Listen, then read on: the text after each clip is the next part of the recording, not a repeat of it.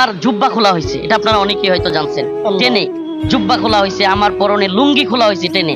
তারপরে মেয়েদেরকে দিয়ে মেয়েরা আমাদেরকে জড়াইয়া ধরছে, আমাকে জড়াইয়া ধরছে। আমি আপনার হাতির জিলে, আমার চোখ খোলার পরে আমি নিজেকে হাতির জিলে দেখলাম যে হাতির জিল মানে আমি তো চিনি যেহেতু হাতির জিল আগে থেকে ঘোরাফেরা হয়েছে, তো সেখানে মেয়েদেরকে দিয়ে জড়াইয়া ধরা হয়েছে এবং সেটা করছে ডিবি হারুন।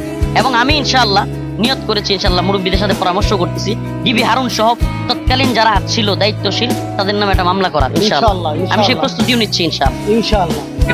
আমি যদি জাস্ট এতটুকু বলি যে আমার বর্তমান সরকারের কাছে একটা দাবি থাকবে তাদের প্রতি, যে আপনারা শত শত স্কুলের ছাত্র, মাদ্রাসার ছাত্র লাশের স্তূপের উপর দিয়ে আপনারা ক্ষমতায় এসেছেন, তাদের প্রতি আমাদের রিকোয়েস্ট থাকবে যে আপনারা সেই জায়গাটা মূল্যায়ন করবেন। এবং হাসিনাকে যেই কারণে এই দেশবাসী ফুঁসে উঠেছিল, একটাই কারণ সবচেয়ে বড়, সেটা হলো ইন্ডিয়ার গোলামি। সবচাইতে বড় যে কারণটা হাসিনার বিরুদ্ধে জনগণ ফুঁসে ওঠার, এবং ইন্ডিয়া যা চেয়েছে সে তাই করেছে। অতএব ইন্ডিয়ার ব্যাপারে নমনীয় থাকা যাবে না। আমাদের বর্তমান সরকারের প্রতি একটাই এই দেশবাসীর জাতির চাওয়া যে আপনারা সুস্পষ্ট ইন্ডিয়াকে কড়া বার্তা দিবেন যে চট্টগ্রামে যে ইসকন যে হামলাগুলো করতেছে এবং চট্টগ্রামে ইসকন যেভাবে মুসলমানদের দোকানপাট ভাঙচুর করতেছে,